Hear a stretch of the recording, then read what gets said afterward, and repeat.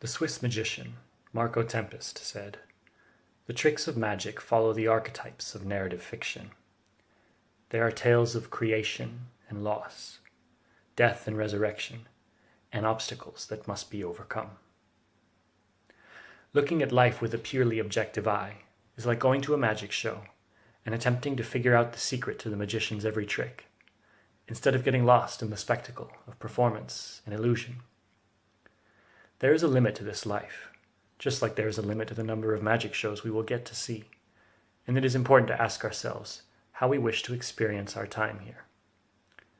However we choose to perceive life, it should be in a way that encourages a sense of wonder and mystery, while at the same time giving us the tools we need to face the great challenges of our lives.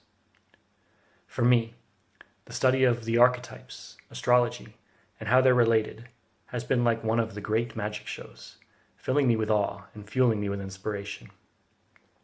This may not be the case for everyone, however, and it is understandable that some people find the archetypes or astrology to be limiting. The next step, then, is to look more closely at how the archetypes are related to astrology, to help us decide if they are the right tools for our quest of understanding. The first and most important thing to understand about the archetypes is that they are not clearly defined concepts. They are vague ideas that become clearer to the individual as they imprint the actual people, places, and events of their lives onto them. Jung himself believed the number of archetypes to be potentially infinite, and would sometimes only define groups of archetypes, while at other times refer to very specific ones. Other psychologists, writers, and mystics have attempted to come up with a more concrete set of archetypes, usually breaking them into 12 distinct characters, which are divided into groups of 3 or 4. This is very convenient for astrologers because of the 12 zodiac, 4 elements, and 3 quadruplicities. I use a similar model, and I will take you through it, but once again, I recommend using my study only as a reference on how to go about exploring these ideas for yourself. Since the archetypes are such an expansive and vague field of study, I wanted to start by narrowing my focus to the ideas that related more clearly to astrology.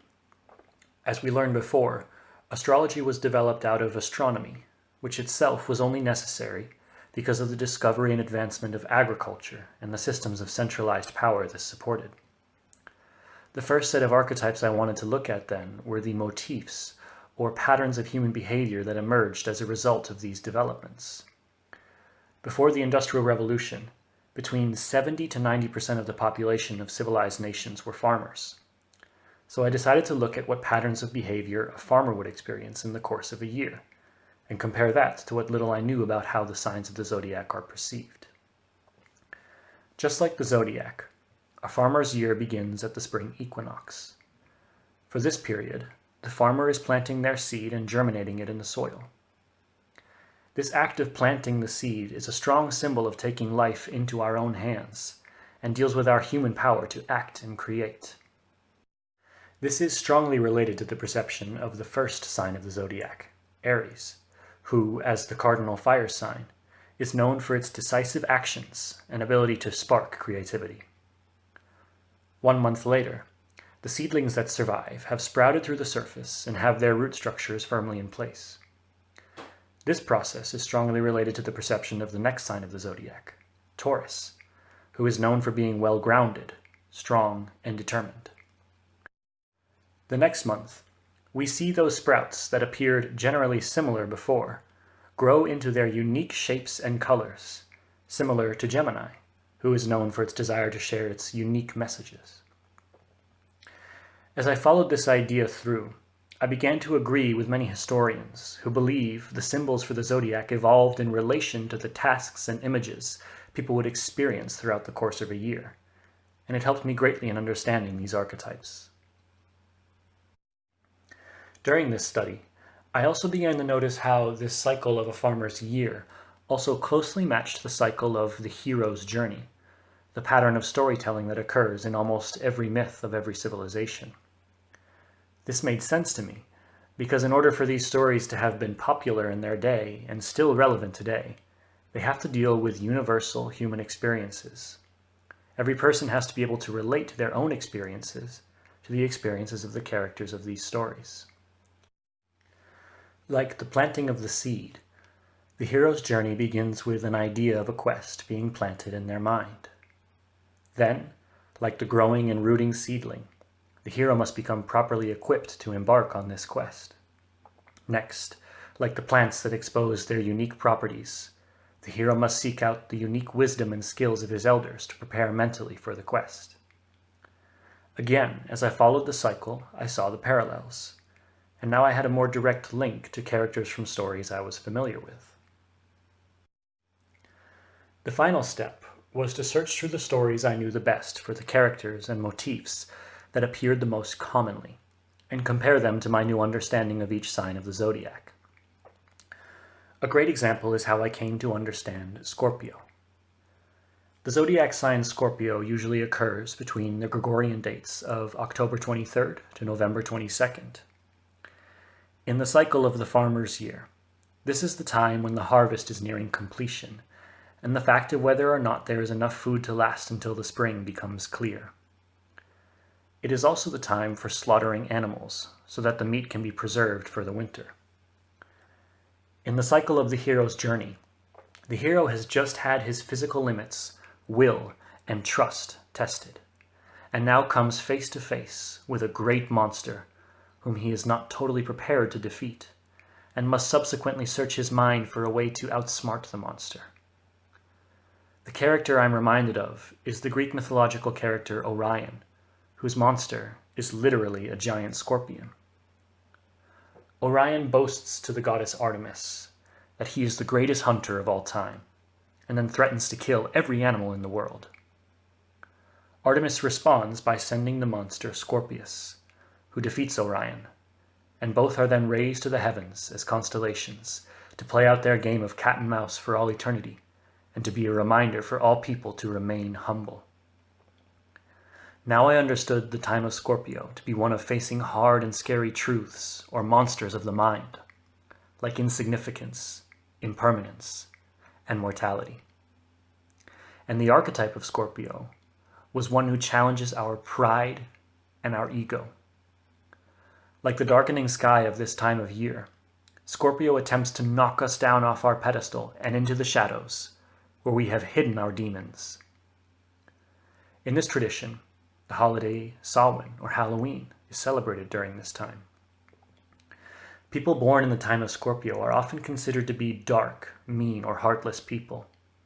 But this is a misconception brought about by the gradual oversimplification of the antagonists in the stories of our culture. Scorpio may seem harsh or mean, with a dark sense of humor and a desire to sting with its poisonous tail in sensitive places. But the Scorpio's poison is also a medicine. Scorpio will never let you become excessively prideful. It will never let you remain ignorant, and it will force you to face your darkness and challenge you to find new ways of growing, healing, and changing. I lived much of my life in a type of ignorance, limiting my perception to my physical senses and rationale. And for a while, I found it helped to ground me at a time when everything in my life seemed suspended in the air, as I made the transition from child to adult. However, I was forced to face something that shook this perspective: death. It began with the metaphorical death of my innocence and built into the literal death of people I loved.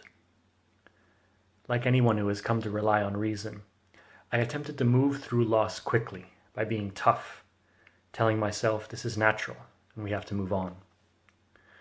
However, as time passed, I found uncontrollable emotions building in me, like anger, fear, and frustration.